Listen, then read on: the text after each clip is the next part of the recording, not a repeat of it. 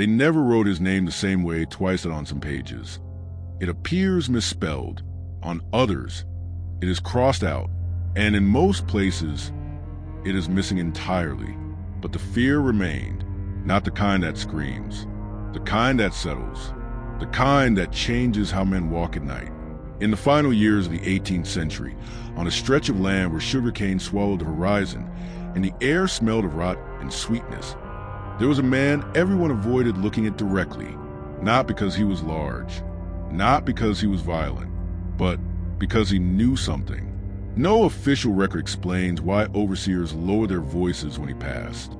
No plantation ledger explains why punishments were delayed, altered, or quietly forgotten when his name appeared.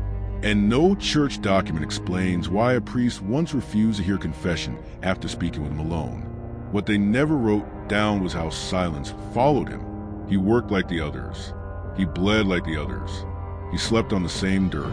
But at night, when the drum stopped and the insects took over, men whispered that he did not sleep. They said he listened. Those who shared the quarters with him later struggled to explain what that meant. Their testimonies, collected decades later, contradict one another in details, but not in feeling. Each described the same pressure in the air, the same sense that words themselves had weighed around him. He asked questions no one asked aloud, not about freedom, not about escape, but about things that were supposed to remain buried. What the masters believed was simple. Knowledge could be beaten out of a body. Memory could be erased with enough pain. Fear would seal mouths tighter than iron. They were wrong about it. He learned without books, without writing, without permission. He learned by watching how men lied when they thought no one noticed, by listening to the pauses between orders, by remembering names that were meant to disappear. No one knows where he was born. That absence is not accidental. Birth records vanish first. Always, especially when someone becomes inconvenient later. The only consistent detail is that he arrived already quiet. Too quiet. Most newly arrived men spoke in fragments, names, places gods half remembered. He did not. He observed. He absorbed. He waited. And waiting, in a place designed to crush time itself, was its own form of resistance. Years passed. Ownership changed hands. Crops failed and recovered. Men died and were replaced. And through it all, the silence around him deepened. Then something shifted.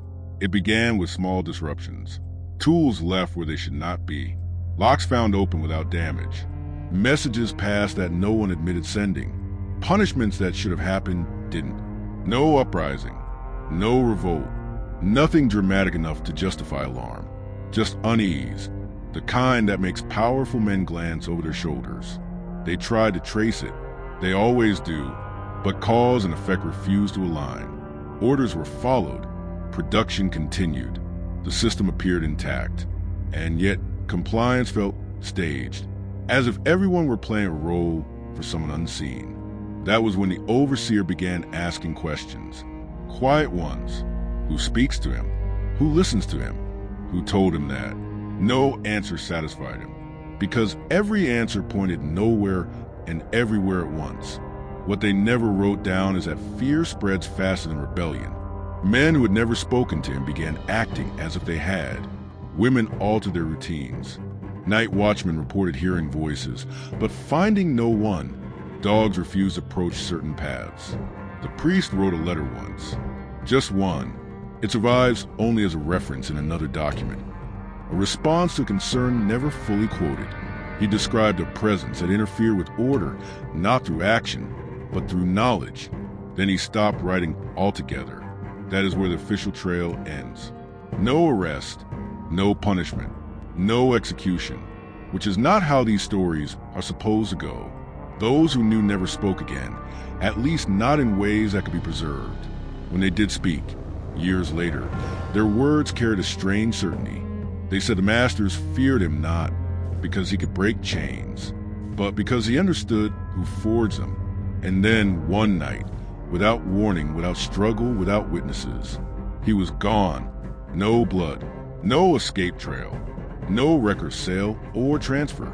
His sleeping place was empty, his tools untouched, his name absent from the next ledger revision, as if it had never been there at all. By morning, the plantation was quieter than usual, not relieved, listening. And that is when the real silence. By the third day after his disappearance, men began forgetting details they were certain they once knew. Not names, not faces, patterns, routes through the fields that suddenly felt wrong, tasks performed in the wrong order, signals exchanged at night that no longer received answers. It was as if something invisible had been removed from the structure, and the structure had not yet realized it was collapsing. The overseer blamed laziness. The priest blamed sin. The owner blamed the heat. None of them blamed absence, because absence is harder to accuse. They searched, of course, quietly at first. A missing slave was still property, and property demanded accounting. But the search was cursory. No dog sent deep, no riders dispatched far, no neighboring estates notified, almost as if no one truly wanted him found. What they never wrote down is that people fear answers more than mysteries. At night, stories changed. Some said he had been taken. Others said he had walked into Cain and dissolved into it. A few whispered that he had never been there at all, that they had imagined him collectively, as a pressure made human. Those voices were corrected quickly. Memory, after all, is dangerous when it refuses to align. The quarters became restless. Not loud. Restlessness does not always shout. Sometimes it tightens. Men lay awake longer. Women stopped singing certain songs. Children avoided the spaces where adults fell silent. And still, nothing happened. No revolt, no retaliation, which unsettled the masters more than violence ever could. Something had been expected, a reaction, a consequence. Instead, the system continued to function, but without conviction. Orders were obeyed, yet eyes lingered too long. Commands were repeated unnecessarily. The balance had shifted, but no one could say how. That was when the rumors began spreading beyond the plantation. Slowly, carefully, like breath in cold air. They said there were others like him. Not many, never many. Enough to be dismissed individually. Enough to be terrifying collectively. Men who remembered too much. Men who spoke little but were always listened to. Men who disappeared without consequence. No official record explains how these rumors traveled without messengers. No letters survive. No confessions admit to passing information.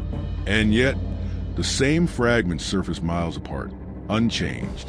Always the same structure, always the same fear. One merchant, passing through, mentioned a name. Not his, another, a different plantation, a different coast. Same silence around it, same hesitation before speaking. The owner laughed it off. He always did. But that night, he locked his study for the first time in years. Inside, he pulled out old ledgers. Not recent ones. The older volumes. The ones rarely consulted because they reminded men of decisions made when the world was still being arranged. He traced lines with his finger. Names scratched out. Numbers altered. Transfers recorded without destinations. He noticed something he had not noticed before. Some entries ended abruptly. Not concluded. Not resolved. Just stopped. No death. No sale. No punishment. Absences hiding in plain sight. What they never wrote down is that systems depend on continuity. Remove enough links, and even iron forgets its shape. The overseer began questioning people again, more aggressively this time. But the answers did not change. If anything, they grew simpler. I don't know. I don't remember. He never spoke to me. Each statement was true and incomplete because speaking was never the point. The priest broke first. During a sermon that no one remembered word for word afterward, he hesitated. Not long, just long enough for the congregation to notice. His voice faltered at a familiar passage about obedience. Later, he would claim illness, but someone saw him afterward, alone, sitting in the chapel with his head in his hands, whispering a name he should not have known. By the following week, he requested reassignment. No reason given. The owner denied the request twice, then approved it immediately, without explanation. That night, a fire burned briefly in the distance, not destructive, contained, purposeful. No one claimed responsibility. No report followed. And yet, something else vanished. A document, not an original. A copy, the kind meant to survive accidents.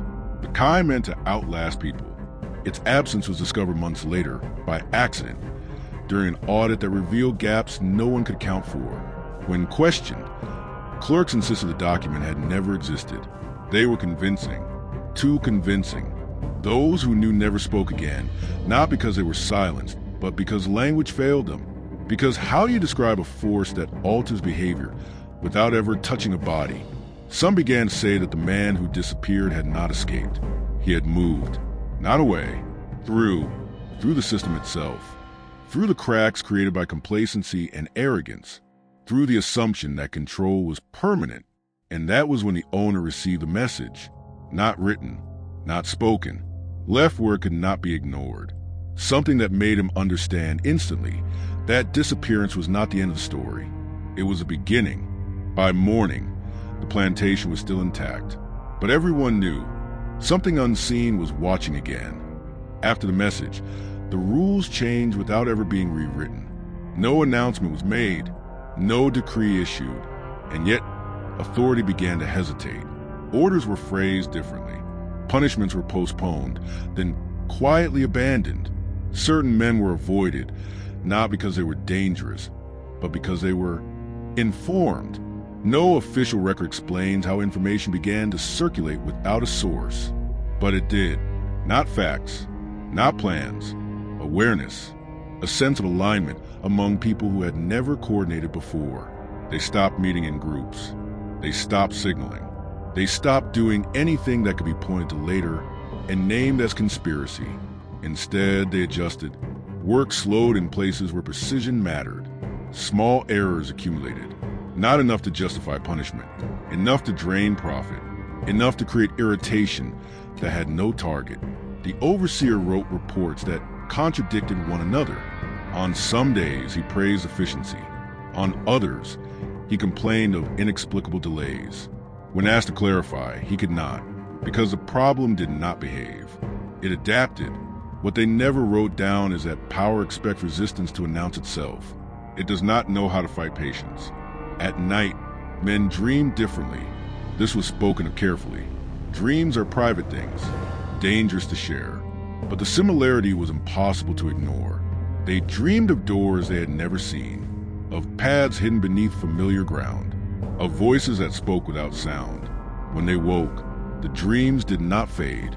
They stayed, not as images, as certainty.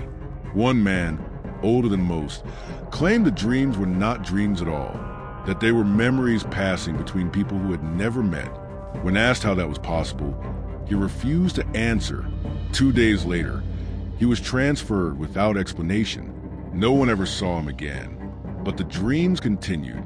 The owner noticed something else as well. Accounts no longer balanced the way they should. Losses appeared where gains were expected. Gains appeared where losses should have been recorded. The books made sense individually, but not together, as if someone understood the system well enough to bend it without breaking it. That frightened him more than sabotage ever could. He summoned a man from the city, not an official, not a soldier, someone who specialized in quiet resolutions, someone whose name appeared nowhere, but whose influence could be inferred from sudden corrections in other places. The man arrived at dusk and asked only one question. When did it begin? The owner hesitated before answering. He did not mention the disappearance. He mentioned the silence that followed it. The visitor nodded, slowly, as if that was confirmation. They spoke late into the night, voices low, candles burning down. At one point, the visitor asked to see the older records. The owner refused at first, then relented. What they never wrote down is that truth does not need to be spoken aloud to be recognized. The visitor did not read every page. He skimmed, paused, marked places with his finger. He stopped at the same gaps the owner had noticed before, entries that ended without conclusion.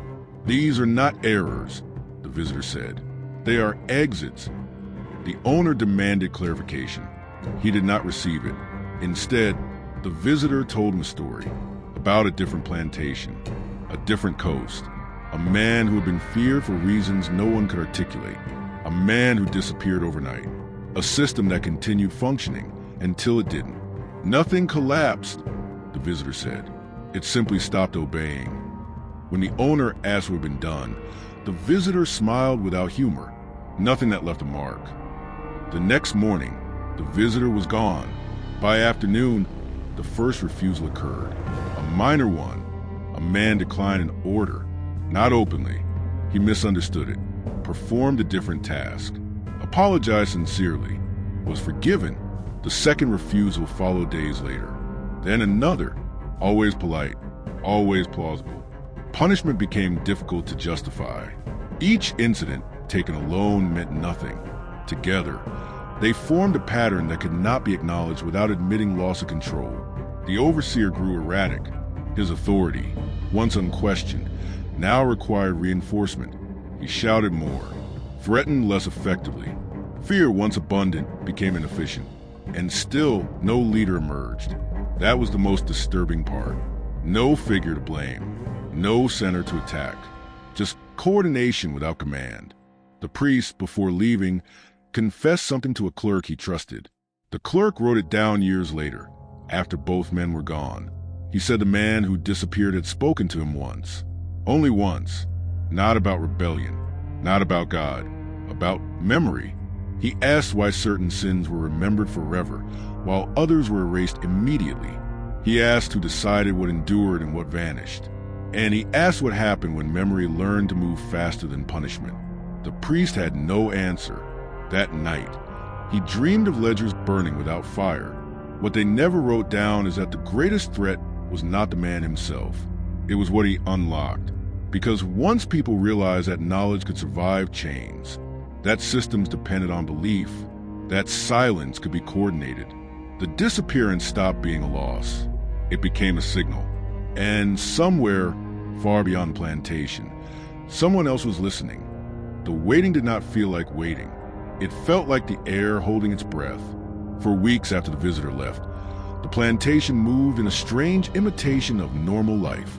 The cane was cut, the mills turned, the carts rolled. The owner walked the grounds as he always had, hands behind his back, a posture designed to broadcast permanence. But permanence is a performance, and everyone could feel the stage beneath their feet, beginning to soften. No official record explains why. During that season, more people began requesting transfers than usual, not loudly, not formally, just quietly drifting one by one to other estates, other ports, other regions. Names moved, bodies moved, and with them, something else traveled too. Not a plan, not a manifesto, a method. What they never wrote down was that the method had no leader. It did not need one.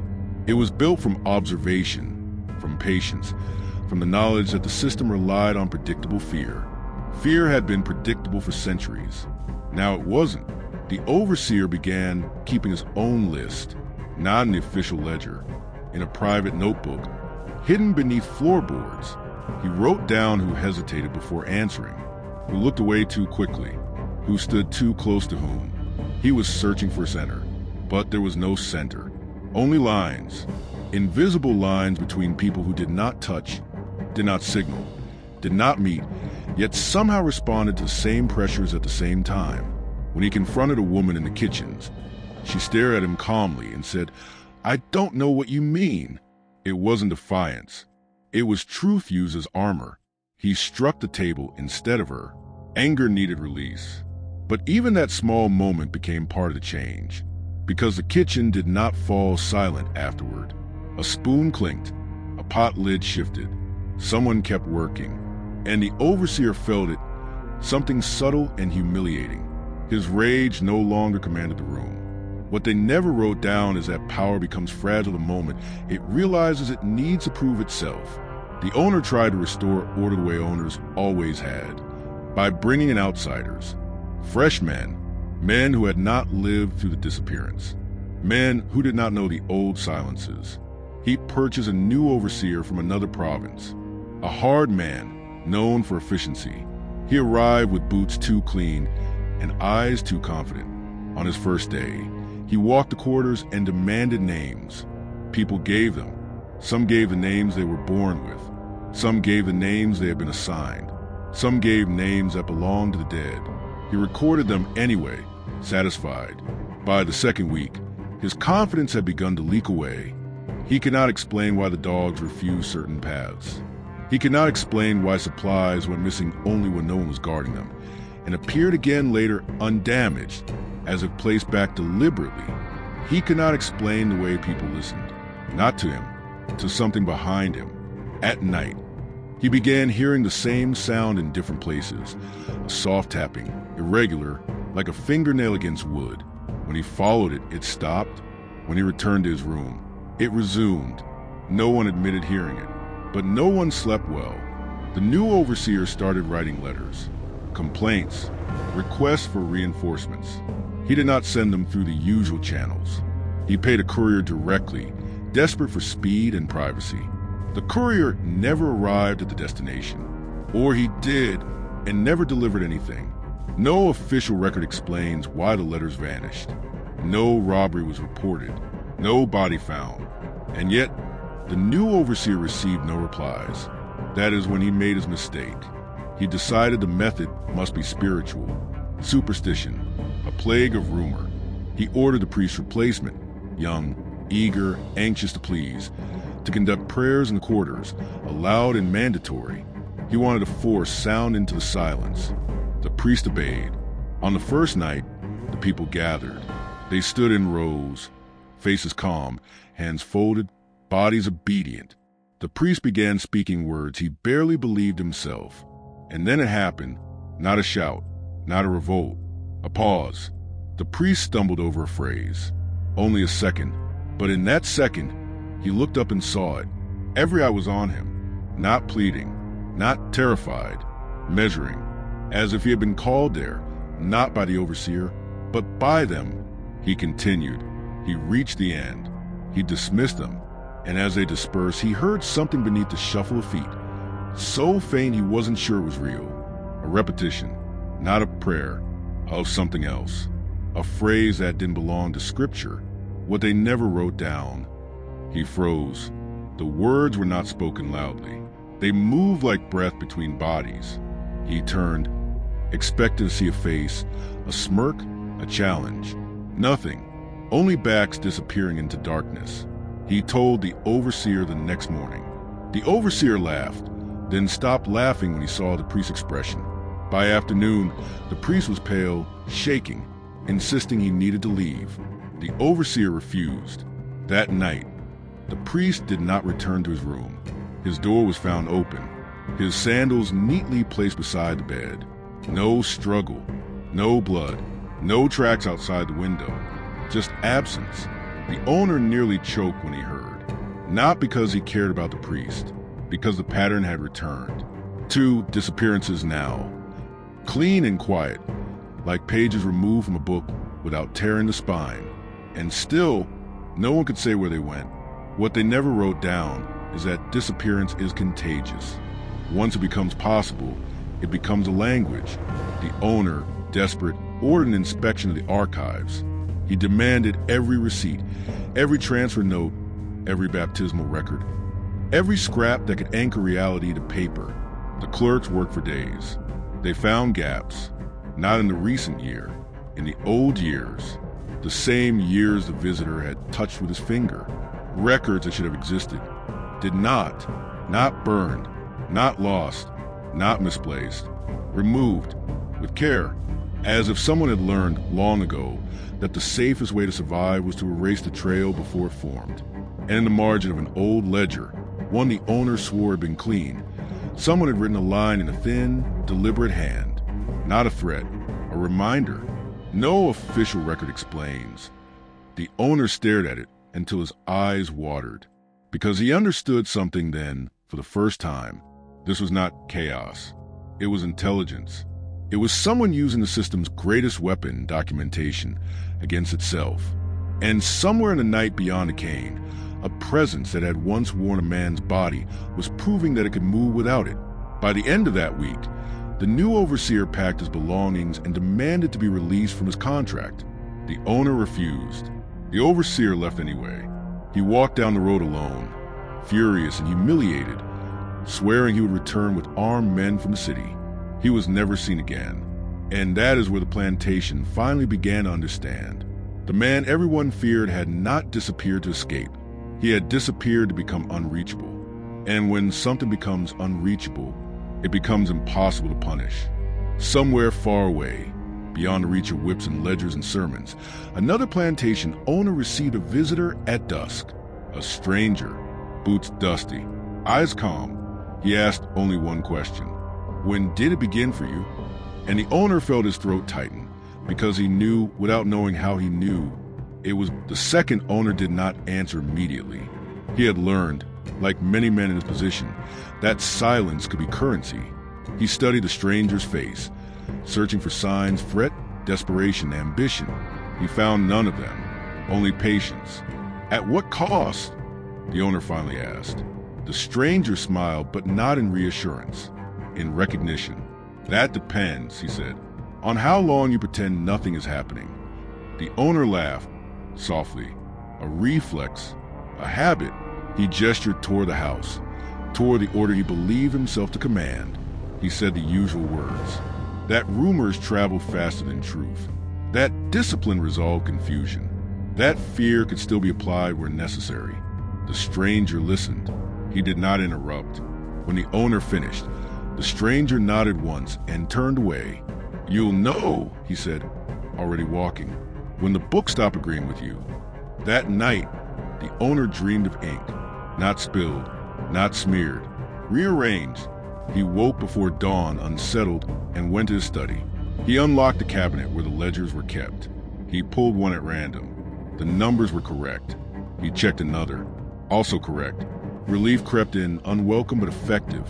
He told himself the visitor had been nothing more than a traveling provocateur, a man feeding on anxiety.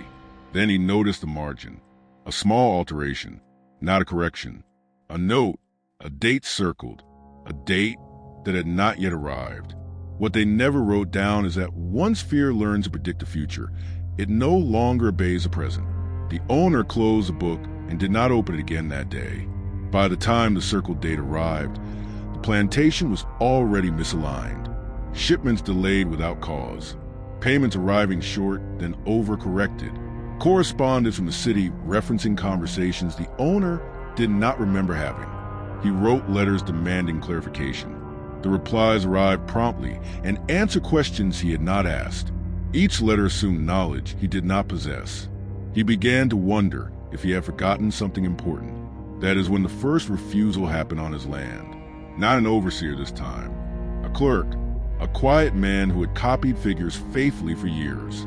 When asked to alter a number, to smooth an inconsistency, the clerk paused. I won't, he said. The owner stared at him. The clerk did not raise his voice. He did not explain. He simply repeated the sentence once more, carefully. I won't. The owner dismissed him immediately. The clerk left without argument. By the end of the week, 3 more clerks had followed him. No one knew where they went. No one admitted to speaking with them. But the books began to suffer. Errors multiplied. Cross-references failed. Supporting documents could not be located.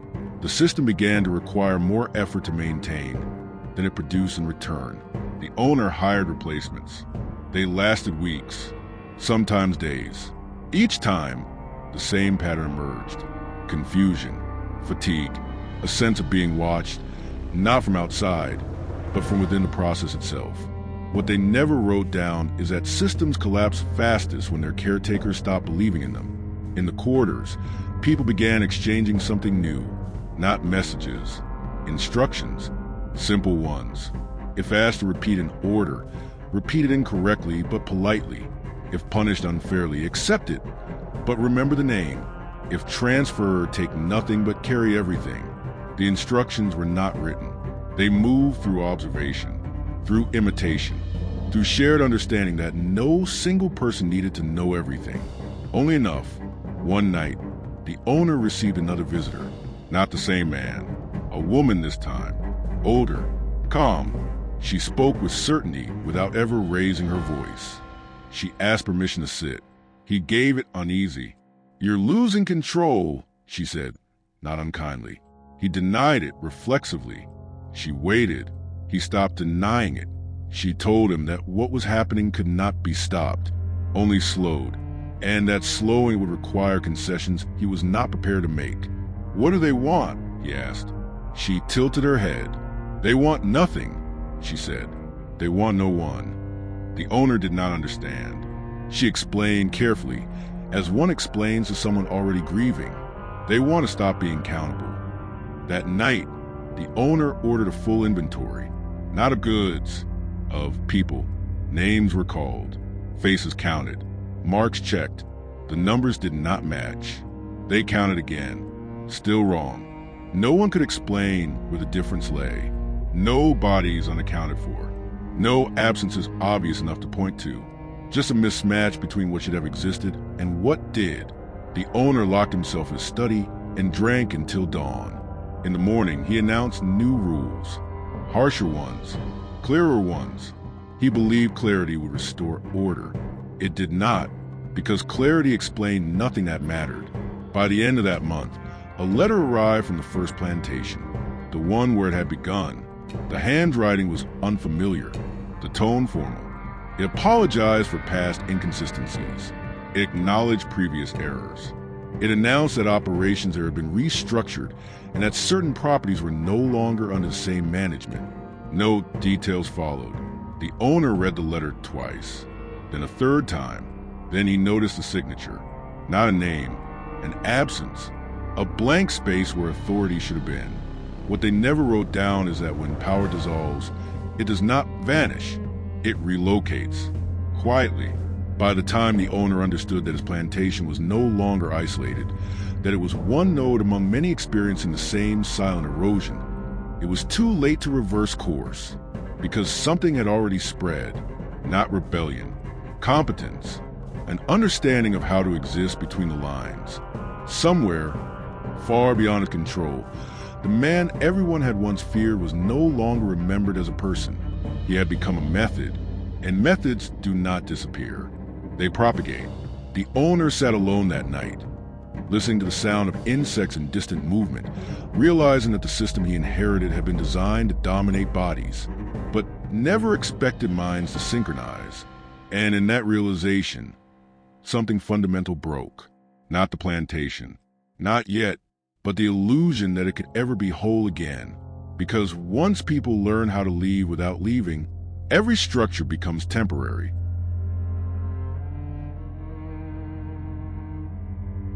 By the time the authorities noticed, they were already behind. They noticed because revenue declined, because reports conflicted, because men who had once delivered certainty now delivered ambiguity instead.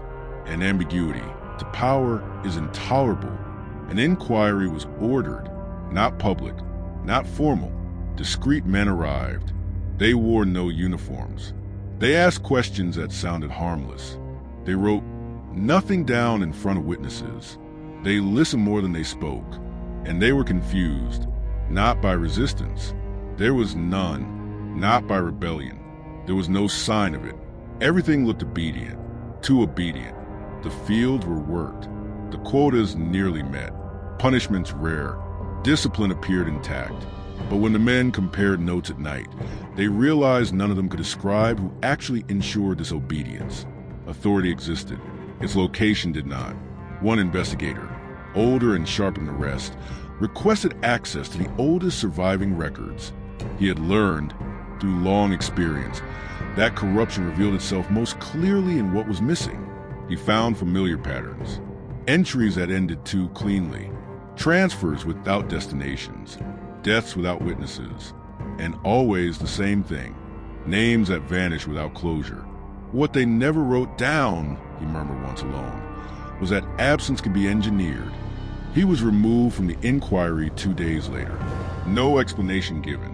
The remaining investigators softened their approach. They stopped probing the past and focused on restoring surface order.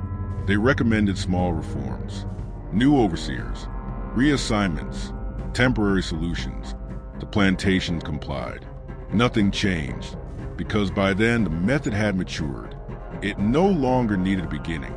People arrived already knowing fragments, already sensing what not to say, already aware of when silence mattered more than speech. Children learned it without being taught.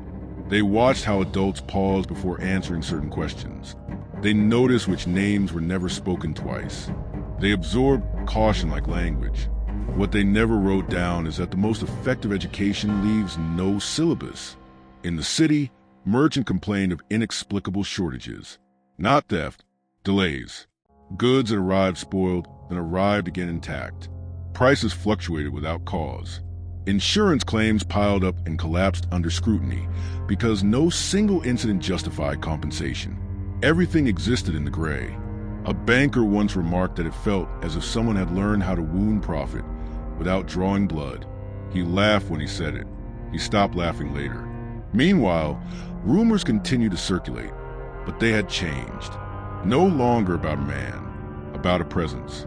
Something that moved through systems the way disease moves through bodies, undetected until symptoms aligned. Some called it contagion. Others called it memory. Those who knew never spoke again, not because they were threatened, but because they understood that explanation weakened it. The method thrived on implication. In one port city, a shipment of records vanished from a customs office. Not stolen, refiled incorrectly, then forgotten.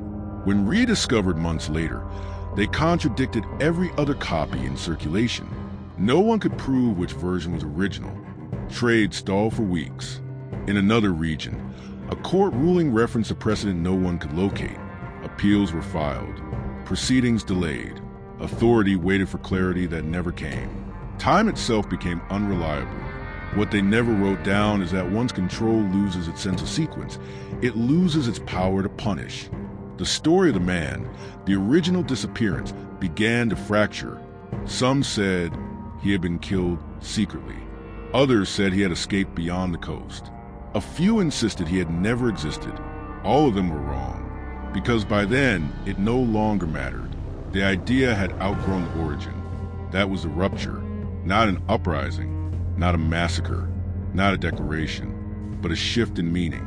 The man everyone had feared was no longer a threat because of who he was. He was a threat because he proved something, that systems could be entered, studied, and exited without permission. That obedience was not the same as belief. That silence, when coordinated, could outweigh force. Once that realization took hold, fear changed direction. It no longer flowed downward. It rose. Owners feared clerks. Overseers feared comm workers. Officials feared paperwork that refused to resolve. Power began to doubt itself. And doubt, once introduced, does not leave quietly. In the years that followed, plantations collapsed without drama, not through fire or revolt, but through exhaustion, through inefficiency that could not be punished, through losses that could not be traced. Records blamed weather, disease, market shifts, convenient explanations. But somewhere beneath those justifications, the same pattern repeated. Clean disappearances, incomplete accounts, authority without certainty. One official, nearing retirement, wrote a private note he never intended to publish. It was found decades later, tucked inside unrelated correspondence. He wrote, "There are forces at work that do not announce themselves. They do not destroy, they subtract. And subtraction, repeated often enough, changes the shape of everything." No one responded to the note. Perhaps no one understood it. Or perhaps they did and chose silence. By the end of the century, the name of the man was gone entirely. No ledger, no testimony, no trace that could be isolated and punished retroactively. But the method remained, quietly embedded. And every time a system assumed permanence, something invisible learned how to leave it, without noise, without violence, without record. And the most unsettling part, the thing no official explanation ever addressed, was this. No one could say when the method stopped spreading, because no one could tell where it was anymore. It had learned to hide inside normality, waiting, adapting, listening, and somewhere even now, the absence it created continues to do its work. Unseen, unnamed, unfinished. Time did not heal what followed. It disguised it. Years passed, and with them came new laws, new language, new ways of pretending the old world had ended cleanly. But beneath those changes, the same irregularities persisted. Different names, different borders, identical absences. Officials called them anomalies.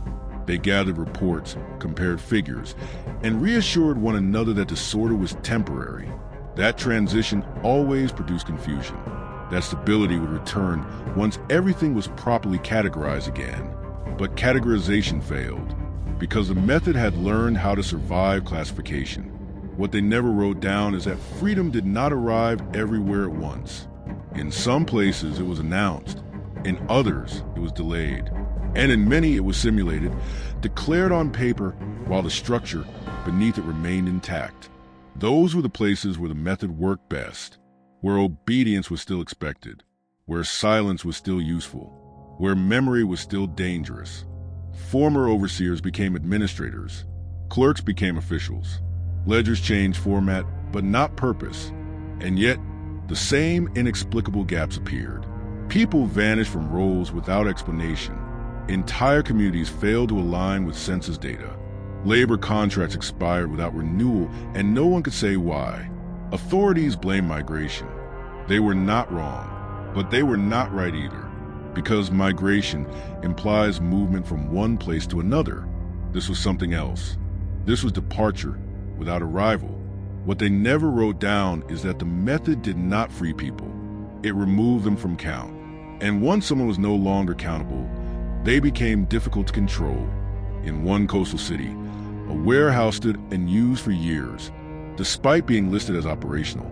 Every inspection confirmed its presence. Every report confirmed its activity. But no goods ever passed through it. No workers claimed employment there.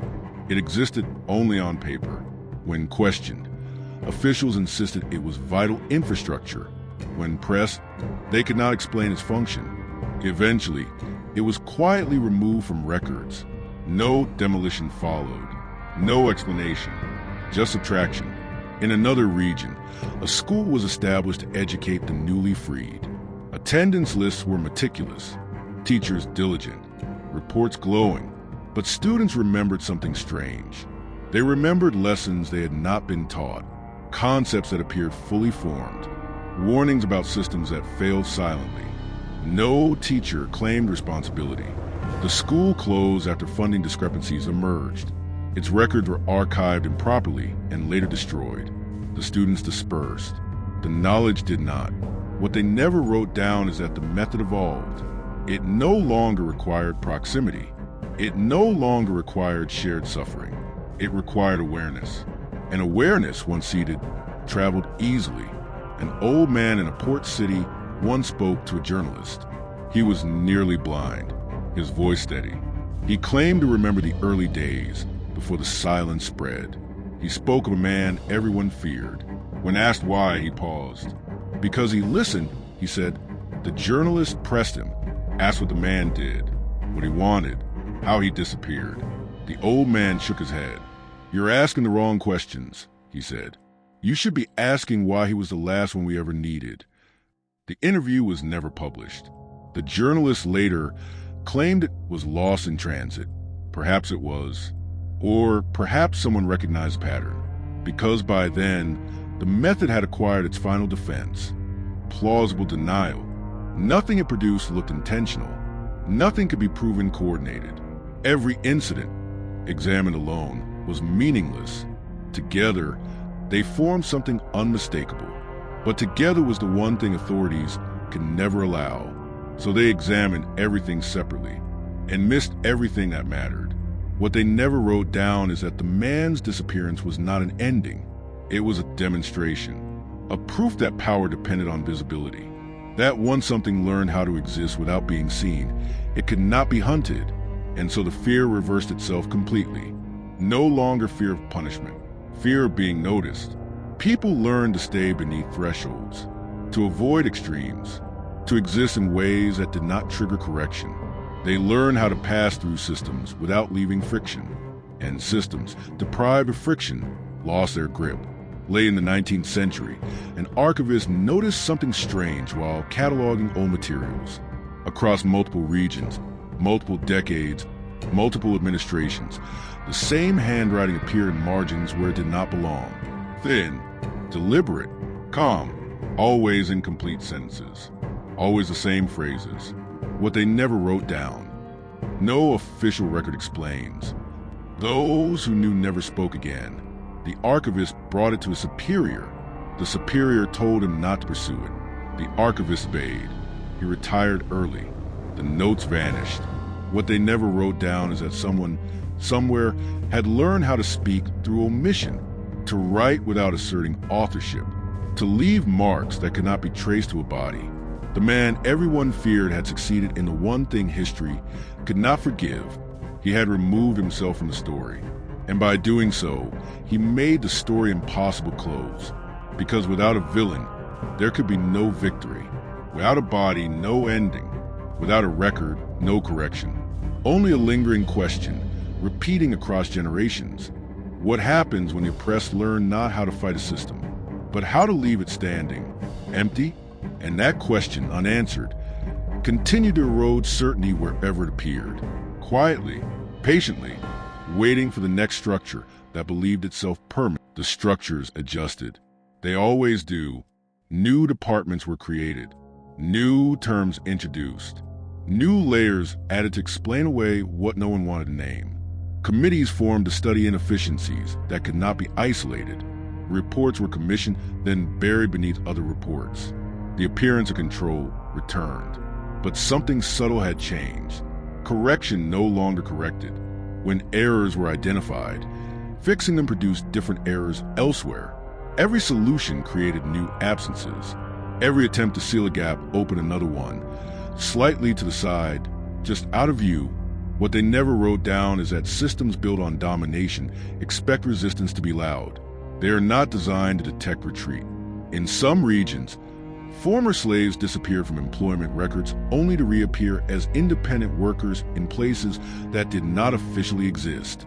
Small communities formed beyond map boundaries. They traded, taught, remembered, but never consolidated enough to be acknowledged. Acknowledgement would have required counting, and counting would have required permission. They avoided both. An official once tried to locate one of these settlements. He followed rumors, then pathways, then silence. The closer he believed he was, the fewer people he encountered. At the edge of a forest, the path simply ended. No barricade, no sign, just absence. He turned back. Later, he would insist there had never been anything there at all. What they never wrote down is that denial became the system's last offense. It worked, partially. History books began smoothing over contradictions. Disappearances were reframed as migration. Missing documents attributed to decay. Gaps explained as administrative oversight. Plausible, comforting, incomplete, because the method had already entered something more dangerous than records. It entered habit. People learned how to live without attracting attention, how to occupy space without defining it, how to remember without documenting. They learned that visibility was optional, and once visibility becomes optional, power loses its most reliable tool. In one courthouse, an old case was reopened accidentally when a clerk misfiled a document. The case referenced an individual who, according to current records, had never existed. The clerk flagged it. The judge reviewed it. The judge found other cases referencing the same non-existent person. He ordered an audit. The audit revealed dozens of cases built on assumptions that could not be verified because their foundations were missing. No fraud was proven. No culprit identified. The cases were quietly closed. What they never wrote down is that justice depends on continuity. Break enough links, and even judgment hesitates. The fear that once surrounded the man returned briefly, distorted. Not fear of him, fear of imitation. Authorities began watching for signs of the method. They looked for coordinated silence, for irregular compliance, for people who seemed to understand too much. They detained some, interrogated others. They found nothing, because by then there was nothing to find. No leader, no signal, no origin. just behavior that refused to align with expectation. And expectation, once broken, cannot be enforced. The last known reference to the man appeared in a private letter written by a minor official who had spent his career cataloging failures. He wrote that he believed the man had never intended to free anyone directly, that freedom as a concept was too visible, too easily opposed. Instead, the man had taught people how to become ungovernable without announcing it. How do you punish someone, the official wrote, who does not resist, does not comply, and does not remain? The letter was never sent. It was found years later among personal effects. The official died of natural causes. No inquiry followed. What they never wrote down is that the disappearance everyone feared became a blueprint. Not written, not taught, lived. And that blueprint continued to surface in places that had never heard of plantations, in factories, in offices, in institutions convinced they were immune to old ghosts. Wherever systems demanded total visibility, someone learned how to step just outside it, not loudly, not heroically, just enough to disrupt certainty. The man himself, if he still existed as a memory, had long since lost his edges, his face forgotten, his voice unrecorded, his name dissolved into rumor, but his impact remained precise. Like a missing tooth the tongue keeps returning to. Late one night, an archivist in the National Library found a box that should not have been there. It contained fragments, ledger pages, letters, receipts, all referencing different places, different years. But the handwriting in the margins was the same, and the phrases were familiar. He considered reporting it. He did not. He resealed the box and returned it to the shelf. Later, when he tried to find it again, it was gone. He never mentioned it, because he understood something then. Some histories survive only if they remain incomplete. If finished, they become harmless. If unresolved, they continue working. The story of the slave everyone feared was never meant to be concluded. It was meant to linger, to teach without teaching, to unsettle without declaring itself. And as long as systems continue to believe that control depends on force, not belief, the method will remain effective, quiet, adaptable, patient, waiting for the next place where silence becomes necessary again. And somewhere in the space between records and memory, the disappearance that began it all continues, not as a moment, but as a condition. There was one detail the surviving whispers never agreed on, not his height, not his age, not his place of birth. His last night, some claimed he stood in the doorway of the quarters and looked back once, as if listening for something to follow him. Others insisted he vanished without being seen at all. A few swore they heard him speak, just one sentence, before the darkness took him. But the sentence, like everything else, changed depending on who remembered it, except for 3 words. Always the same 3, not counted anymore. What they never wrote down is that those words were not defiance. They were instruction. Over time, people began to treat record-keeping itself as a battleground, not by destroying documents. That was too obvious, too easily punished. Instead, they learned to confuse the meaning of paper, to make the page lie politely. Names shifted subtly, spellings altered, ages adjusted, birthplaces generalized. Small inconsistencies that were easy to dismiss but impossible to reconcile in bulk. Paper remained intact. Truth became slippery. And once truth becomes slippery, control loses its footing. Officials responded the way they always do, by increasing bureaucracy, more forms, more signatures, more requirements, more witnesses. They believed complexity would close gaps. It widened them, because complexity creates corners, and corners create shadows. In those shadows, the method thrived. What they never wrote down is that the method did not require courage. It required discipline. The discipline to remain ordinary, to never become a symbol. Symbols can be hunted. Ordinary life cannot. So, the people who carried it learned to look harmless, to speak carefully, to behave predictably in public, and in private, to remember. They remembered routes. They remembered names that were never written.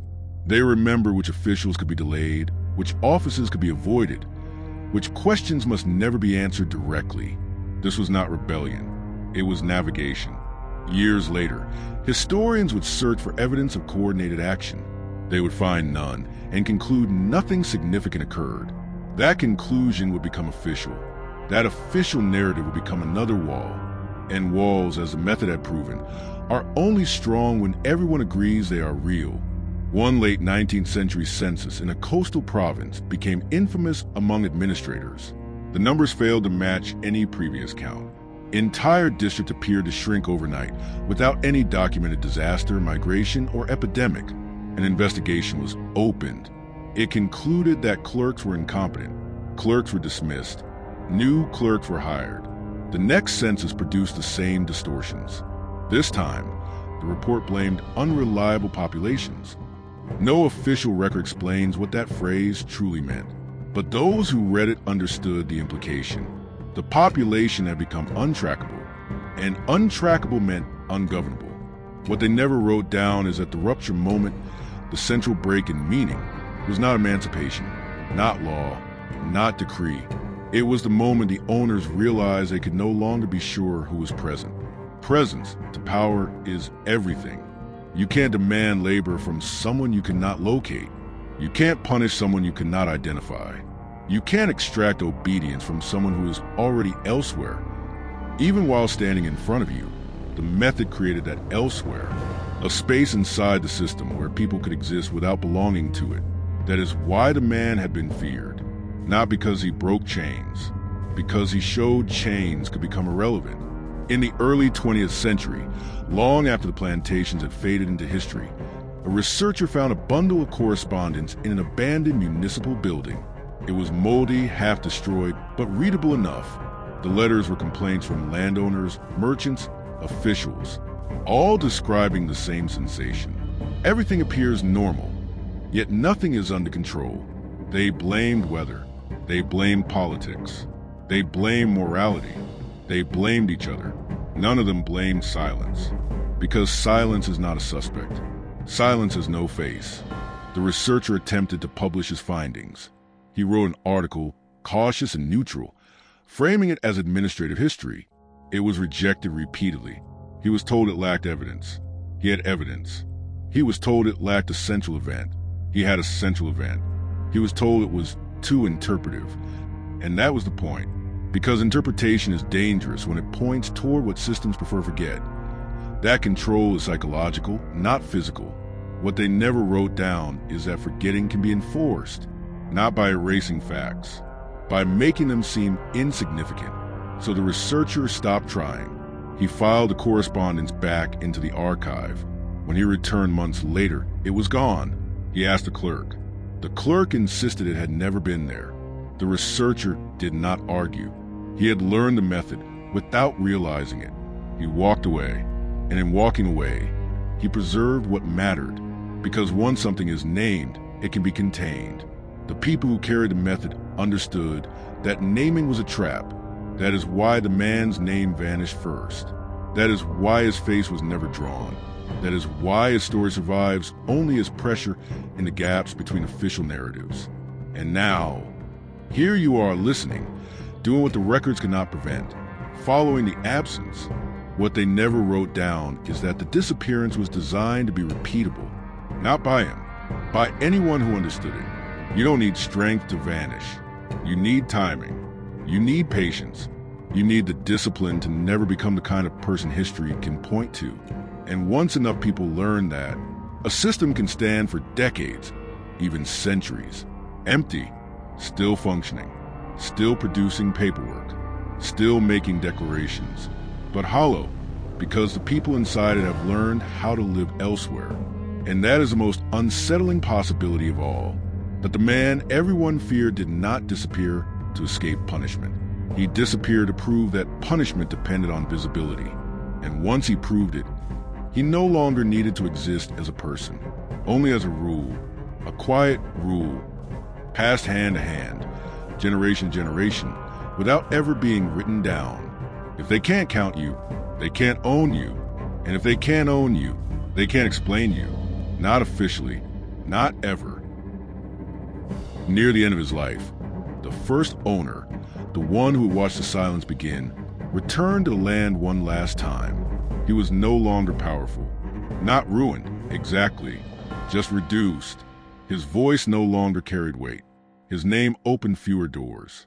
He walked more slowly, leaning on a cane that sank into the soil as if the ground itself were resisting him. The plantation was smaller now, divided, renamed, reorganized under laws that claimed the past was finished. But the feeling remained. He noticed it immediately. Not fear, not hostility, indifference. People passed him without recognition, without curiosity, without adjustment. He was not avoided. He was not respected. He was irrelevant. That unsettled him more than hatred ever had. He asked questions, casual ones, about who lived where, about how work was assigned, about who kept records now. The answers were polite, vague, inconsistent. No one lied outright. They simply answered a different question than the one he asked. What they never wrote down is that indifference is the final stage of loss of control. He walked to the edge of the old quarters, long since dismantled. Only outlines remained in the earth, darker soil where foundations had once pressed down. He stood there for a long time, listening. He did not know what he expected to hear. Perhaps footsteps, perhaps whispers. He heard neither, but he felt something else, a strange certainty that whatever had happened here was complete, not resolved. Complete, as if the place had finished its work. Later that evening, he sat with a local official, young, confident, educated in new terms that promised progress. The owner asked him whether records from the old days still existed. Some, the official said. Most aren't useful. Why not? The owner asked. The official shrugged. They don't match anything. The owner pressed him, asked how that was possible, how records could exist without corresponding reality. The official smiled, uncomfortable. It's like they describe a system that never quite existed the way it thought it did. The owner said nothing after that. He returned to his lodging and could not sleep, because for the first time he understood something clearly. The man had not destroyed the system. He had exposed it, shown that it functioned only as long as everyone believed in it. Once belief fractured, the structure remained, but hollowed. That realization had traveled far beyond this place, far beyond this century. The owner died months later. His papers were inherited by a distant relative who found them boring and sold them off in pieces. Letters scattered, ledgers lost, marginal notes separated from their context. Whatever truth they might have held dissolved into fragments. What they never wrote down is that fragmentation was not an accident. It was the end goal. In the decades that followed, historians would argue endlessly about causes, about economics, about politics, about morality. They would cite laws and movements and speeches. They would never mention the man, because they could not. There was no proof he existed, only effects without origin, only patterns without authorship, only absences repeating themselves across time. In the early 20th century, an archivist compiling a national index noticed something that disturbed him deeply. Across thousands of documents, scattered over centuries, the same anomalies recurred. People present but not accounted for. Transactions completed without traceable agents. Communities functioning without formal recognition. He tried to map it. The map made no sense, until he stopped trying to center it. Once he removed the idea of a single source, the pattern became obvious. It was everywhere, not spreading outward, emerging independently wherever control demanded total visibility. The archivist closed the file. He understood that to pursue it further would require naming it, and naming it would neutralize it.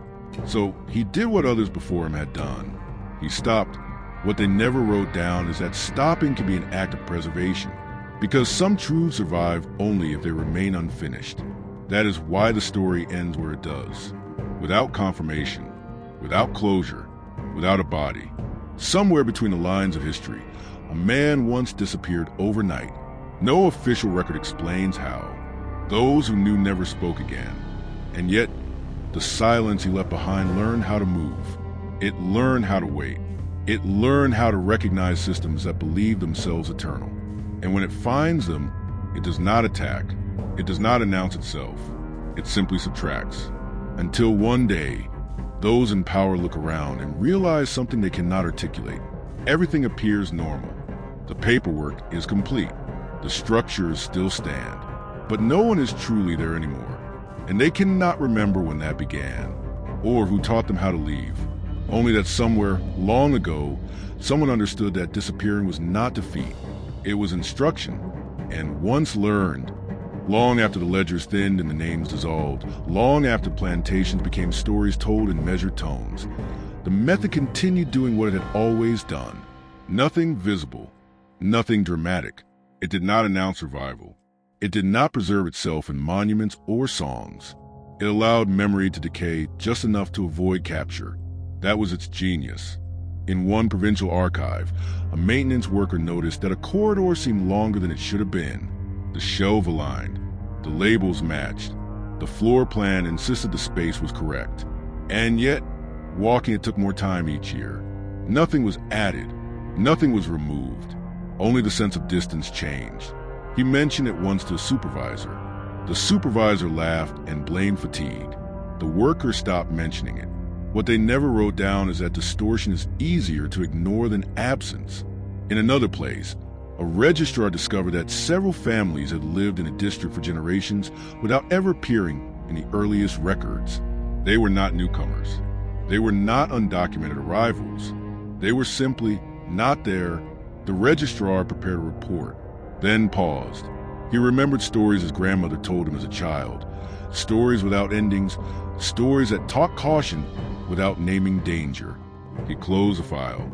The families remained uncounted. Elsewhere, a scholar attempted to reconstruct the origin of the pattern. He assembled fragments, traced marginal notes, compared silences across regions. He believed he was close to identifying the man. The closer he came, the less certain he became that the man had ever been singular. The documents resisted cohesion. They bent away from conclusion. Finally, the scholar wrote a single sentence in his notes. Perhaps the mistake is assuming there was only one. He never published his work. He did not destroy it either. He left it incomplete. What they never wrote down is that incompletion is not failure. It is protection. The final references to the method appear not as warnings, but as habits embedded so deeply they no longer feel learned. People who refuse to over-explain themselves. Communities that function without leaders. Records that work without aligning. Systems adapt around them, irritated but unable to isolate the cause. And so they persist. Quietly, at some point, the man himself ceased to matter entirely. His absence became more real than any biography could have been. No portrait would have captured him correctly. No testimony could have contained him. Because he was never meant to be remembered as a person. He was meant to be remembered as a possibility. That is the part that unsettles those who still believe history ends neatly. That somewhere beneath the surface of obedience, there exists another way of moving. Not upward, not outward, sideways, through. What they never wrote down is that the most effective revolutions do not declare victory.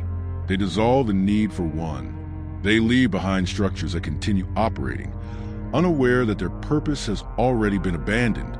Factories that produce compliance without belief. Institutions that enforce rules no one internally accepts. Archives full of facts that no longer correspond to lived reality. And in those spaces where the system still speaks but no one truly listens, the method waits. Not to strike, to be noticed by the right person.